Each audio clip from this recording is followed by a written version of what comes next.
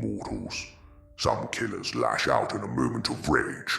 Some are born of chaos, of desperation, of raw and broken hunger. And then there are men like Richard Kuklinski. He didn't kill to feel powerful. He didn't kill to silence voices in his head. He didn't even kill for pleasure. He killed because it made sense.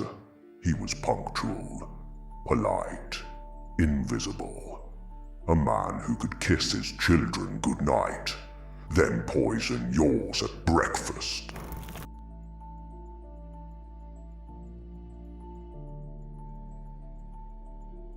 Before the bodies, before the poison, before the myth, there was a boy. Richard Kuklinski was born in 1935 in Jersey City, New Jersey, in a house where the walls absorbed screams. And silence wasn't safety, it was strategy. His father, Stanley, was a railway brakeman and a drunk. A brutal man who beat his children with iron bars. He struck for disobedience. He struck for fun. His mother, Anna, was no savior. She was devoutly Catholic and violently repressed. She beat Richard with broom handles, belts, wooden spoons. Afterwards, she'd pray over him, tears mixing with blood, asking God to make him good. Richard grew up in a household where love was punishment, and pain was routine. The warmth of a family was not something he knew. Only heat, from rage, friction, and fists. His older brother Florian didn't make it, beaten to death by Stanley when Richard was 5. The official cause was a fall down the stairs, but everyone knew. Florian died young. Richard died slower. He learned how to survive in a house where eyes were always watching, where silence meant safety, and stillness meant you might be passed over.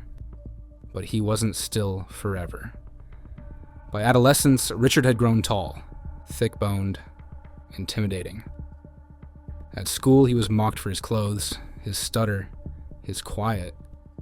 One day, when he was 14, he snapped. A neighborhood bully had pushed him too far. The boy had teased him for weeks. One afternoon, Richard followed him into an alley and beat him to death with a piece of metal.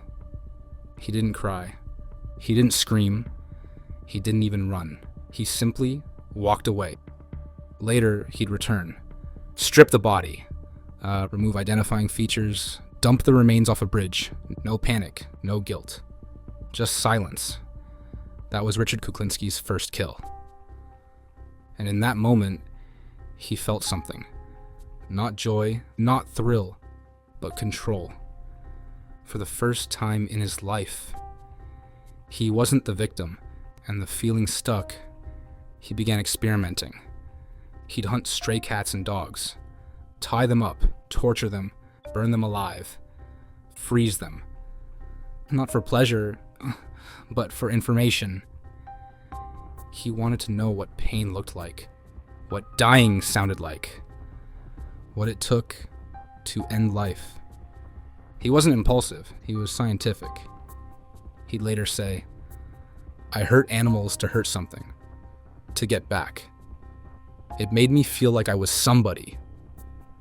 In his late teens, Richard began working for local gangs, running errands, collecting debts, delivering packages he never opened. But what set him apart was his ability to escalate. When others threatened violence, Kuklinski acted. No hesitation, no aftermath. He'd beat someone unconscious for a missed payment, stab a man for disrespect, burn down a car without being asked. He didn't see fear as a consequence. He saw it as a tool. He was useful. A silent kid from the wrong side of town, who knew how to disappear bodies and never asked questions. By 20, Kuklinski had earned a reputation, not just as a tough guy, but as someone different. He didn't brag. He didn't joke. He didn't flinch. Violence wasn't reactionary for him, it was ritual. He didn't need a reason, only a result. One former associate would later say, Richard didn't threaten, he just delivered. But behind this emerging killer was still that same boy, afraid of his father, terrified of punishment, cursed by religion, guilt, and rage he didn't know how to name. He wanted to be strong, because weakness had cost him everything. And so he killed, over and over again, for money, for power, for silence. He had no gang, no crew, no code, just the quiet satisfaction of removing a problem without emotion, without hesitation. This was the beginning. A boy shaped by fists, now wielding them. A child who learned pain as gospel, now preaching it with his hands. The monster wasn't born in Richard Kuklinski. He was built, piece by piece, blow by blow, cold, efficient, purposeful. This was chapter 1.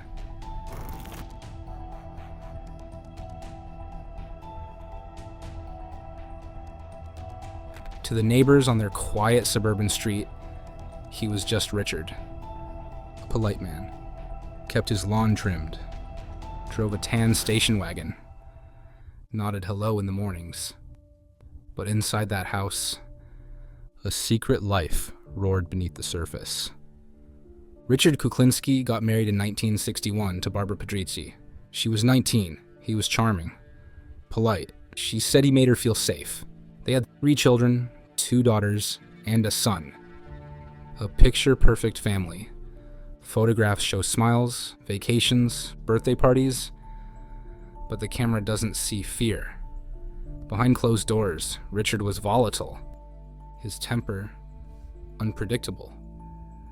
Barbara would later say that he was either a doting husband or a monster. There was no middle ground. He never hit her in public, never raised his voice where others could hear. But in private, Barbara lived in constant tension. The smallest mistake, a burnt dinner, a misplaced item could trigger a storm. He would slam doors, smash plates. Once he held a knife to her throat for not folding laundry fast enough. And yet, the next day, he'd kiss her forehead and take the kids for ice cream. This was the duality of Richard Kuklinski. He wasn't a man with 2 lives. He was a man with 2 realities. And both were real. He kept his work separate, utterly sealed off. His family never saw blood, never heard screams, never suspected murder. Because Richard had mastered one thing above all: compartmentalization. He could kill a man at noon and be home for dinner by 6. He'd plan an execution while helping his daughter with homework, hold his baby in one hand and a gun in the other, just hours apart. Barbara often asked where the money came from. They lived well. New clothes, expensive gifts, cash in envelopes. He told her he worked in film distribution. She didn't push. Part of her didn't want to know. Part of her was afraid. There was a moment once, Christmas morning. The kids were opening presents. The tree twinkled, and Richard sat watching, smiling. Barbara would later say she saw it just for a second. A flicker, an emptiness behind his eyes, like he was rehearsing the role of loving father. And for a moment she wondered, does he love us, or is this just another performance? But she never asked, because in that house, questions were dangerous. Even the children learned the rules. Don't interrupt Dad when he's thinking. Don't ask where he goes late at night. Don't touch the box in the closet. Fear became furniture, present in every room. And yet he wasn't cruel all the time.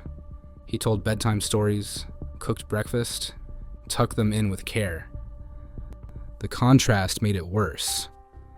Because love from Richard Kuklinski always had shadows behind it. He taught his kids to be tough, to keep secrets, to never cry. Once, when his son scraped his knee and cried, Richard grabbed him by the collar and said, "Pain is nothing. You survive it. You bury it." That wasn't just parenting. It was philosophy. Richard believed emotions were weakness. He buried his own so deep, not even his family could find them. But that didn't stop him from pretending. He played the role so well that even his in-laws adored him. At PTA meetings, he was quiet but respectful. At cookouts, he grilled hot dogs like any other dad. He bought toys for neighborhood kids, helped neighbors shovel snow. To the world, he was just Richard. And that's what made him terrifying. Because monsters that look like monsters are easy to avoid. But Richard Kuklinski looked like safety, like stability, like home. And all the while, people were dying. He'd leave at night saying he had business. Sometimes he'd return with blood on his shoes. Sometimes with nothing at all. Barbara asked once, just once, if he'd hurt someone. He looked at her for a long time. Then he said, "If I ever did, you'd never know." She never asked again. The children grew up with questions they didn't dare speak. Whispers in the walls, locks in the closet, the metallic smell on his clothes that didn't match the stories. And yet, no one reported him. No one suspected. Because Richard Kuklinski was the ultimate illusion. A killer. Who knew how to wear a smile? Years later, one of his daughters said, "He never hurt us, but he scared us." Not with what he did, but with what he didn't show. The gaps in his stories, the coldness in his apologies, the way he stared, silent when he was angry. It wasn't the violence they feared. It was the silence before it. Richard once told a psychiatrist that he believed he had two lives, one real, one fake. But the truth was more disturbing. Both were real. Both were Richard. The man who cradled his children was the same man who strangled strangers. And that duality was the foundation of his legend. He didn't live a double life. He lived one split cleanly in half, and no one ever saw the seam.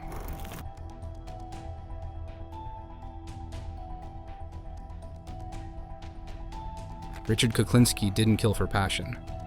He killed for precision. Each method was a choice. Each death, a test. He wasn't interested in chaos. He studied outcomes. To him, murder wasn't an act of rage. It was an operation, clean, controlled, effective. He once said, "If I wanted you dead, you'd be dead, and you wouldn't even know it." That wasn't a threat. That was a system. His killing techniques were vast, but they weren't random. They were experiments, each one refining the last, each one improving his craft. His most infamous weapon is cyanide.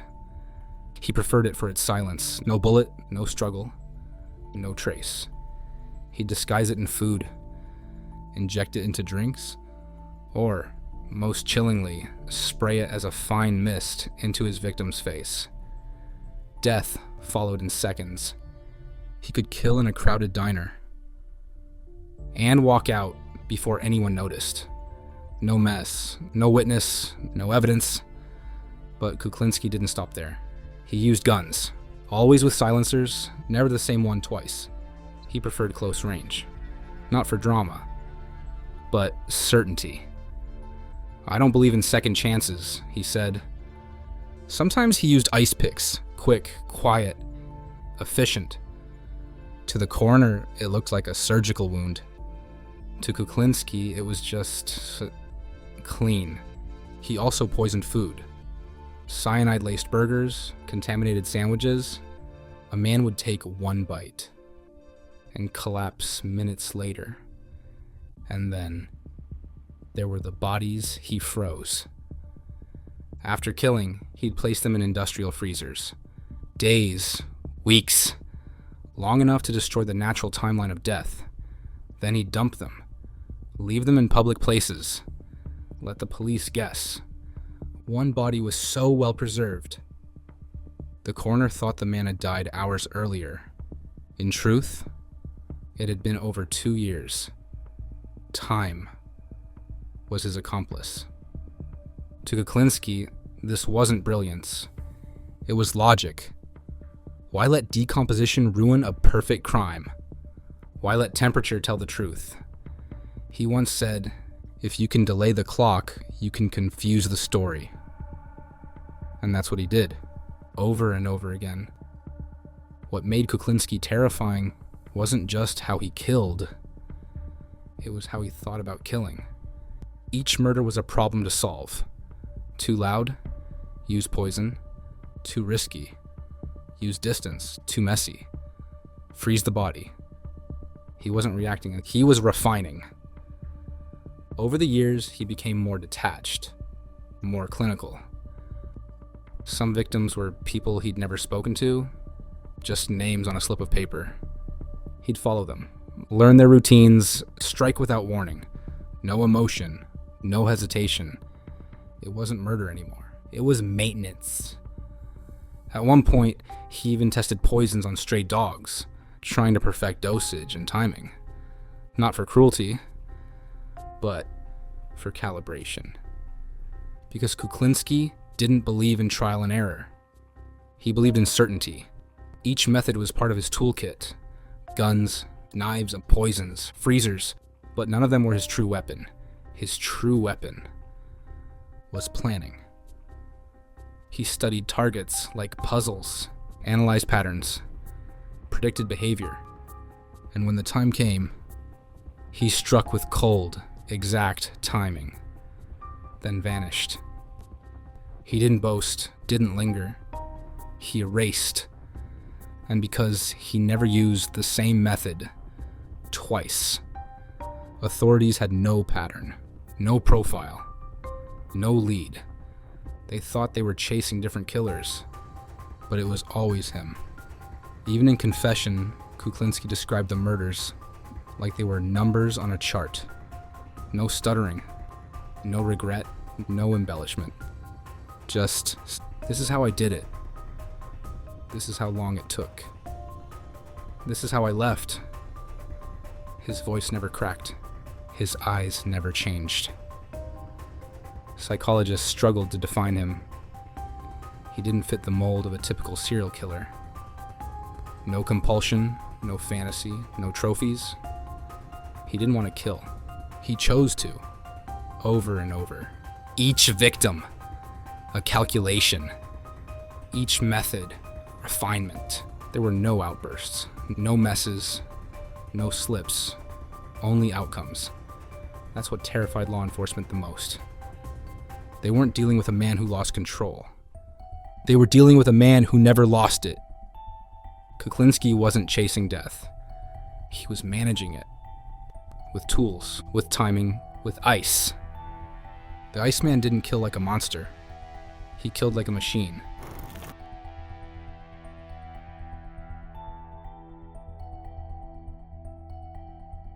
Names are given, monikers are earned. They called him the Iceman. And for once, the name wasn't metaphor. Richard Kuklinski didn't just kill his victims, he preserved them. Literally.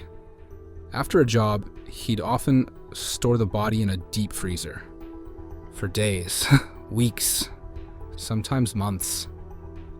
Then, when the time was right, he'd dump it in a forest, an alley, on a street corner.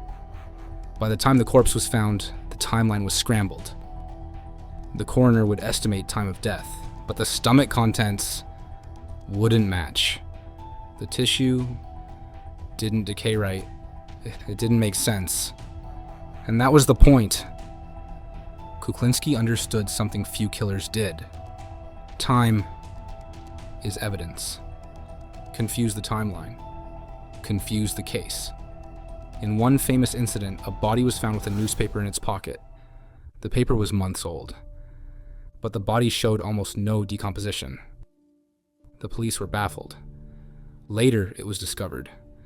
The man had been dead for weeks, stored in a freezer, then staged to look recent. Kuklinski never admitted to that one directly, but he smirked when asked. That was his style. Half-truths, full control. The nickname the Iceman spread through law enforcement. It wasn't just catchy. It was apt. But Kuklinski didn't just freeze bodies to outsmart cops. He did it because he could. It was efficient, clean, predictable. The freezer gave him control over the narrative. And that's what Richard Kuklinski loved most. Not killing. Control. In prison, he told stories of storing multiple victims at a time. Said he'd line them up in freezers like meat. Said he could time decomposition to the day. But there was always a problem with his stories. Sometimes they didn't add up. He claimed to have murdered over 200 people. Sometimes more.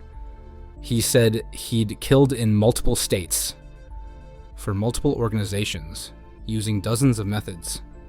He told tales of feeding bodies to rats, of disposing victims in barrels of acid, of filming one man's execution on tape. Some of it sounded real, too real.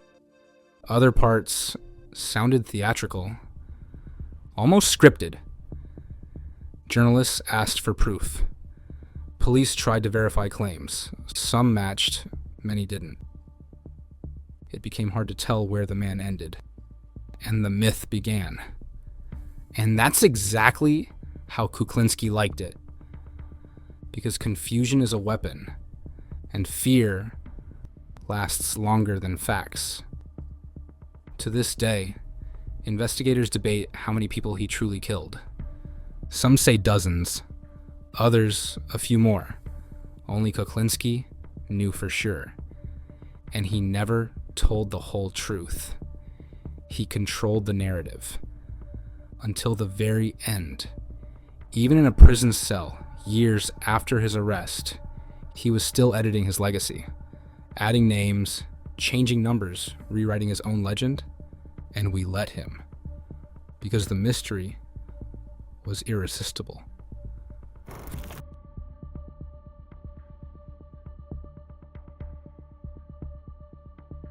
For decades, Richard Kuklinski moved like smoke. No witnesses, no fingerprints, no trail. But every ghost leaves footprints eventually. And for Kuklinski, the end began with a man named Dominic Polifrone, an undercover agent. Old school, Jersey bred, street smart. He didn't wear a badge, he wore cologne. And lies. In 1985, the New Jersey Attorney General's office, in cooperation with the ATF, launched Operation Iceman, a long-term sting targeting Kuklinski. They had suspicions, stories, a handful of bodies, but no proof. So they sent in Dominic. His cover? A hitman from out of town. Connected. Dangerous. Looking to partner with a pro. And Kuklinski bought it. Their first meeting was casual. Coffee, small talk, no pressure. Polifrone was charming, relatable. He spoke Kuklinski's language. Money, efficiency, discretion. Richard was cautious, but intrigued. Here was a new opportunity. A new business partner. One who respected the game. Slowly, the two began to meet more often. Bars, motel rooms, quiet parking lots. All the while, Polifrone was recording. Every word, every plan, every casual reference to murder. It didn't take long for Kuklinski to open up. Not because he was careless, but because he believed he'd found a kindred spirit. They talked about poisons, about body disposal, about methods. Richard spoke with clarity, calmness, no boast, just data. To the agents listening in, it was chilling. Because Kuklinski wasn't bragging. He was reminiscing, He shared stories, explained techniques, laughed at certain memories. Once he told Dominic how he'd fed a body to rats. Another time, how he'd tested cyanide dosages on stray dogs. Polyphrone didn't flinch. He nodded, asked questions, played the role, and Richard kept talking. Eventually, Polyphrone offered a job, a contract. A man needed killing. Poison preferred. Quick, quiet, Richard agreed. He described how he'd do it, step by step, even joked about payment. He said, "I'll do it Tuesday. I like Tuesdays." That moment right there was the nail. They had him. The tapes were airtight. The evidence, overwhelming. On December the 17th, 1986, Richard Kuklinski got into his car. He was on his way to what he thought was a hit. Instead, he was surrounded. FBI, a TF, and local police, guns drawn, voices shouting, handcuffs snapping shut. Kuklinski didn't resist, didn't shout, didn't blink. He looked around and said nothing. Just silence. In custody, he was confronted with the tapes, the plans, the promises. He listened, then nodded. That was all. The trial came quickly. Multiple charges: murder, weapons, conspiracy. His family was stunned. Neighbors in disbelief. The man who'd grilled at barbecues was now on trial for murder by cyanide. Barbara, his wife, testified. So did Polyphrone. The jury listened to Kuklinski's own voice as he casually described how to erase a human being. No rage, no remorse, just routine. He was convicted, sentenced to 2 life terms, plus more. His world shrank. From the suburbs of New Jersey to a 6x9 cell. The ghost had been captured, but the myth was just beginning. Richard Kuklinski died in 2006. No final confession, no apology, no redemption arc, just silence and a closed file. Some believe he killed over 200 people. Others say it was far less. We'll never know, because the truth was frozen long before the first camera rolled. He was a father, a husband, a neighbor who shoveled your driveway, and a man who could end your life without blinking. Have a wonderful evening, and good night, mortals.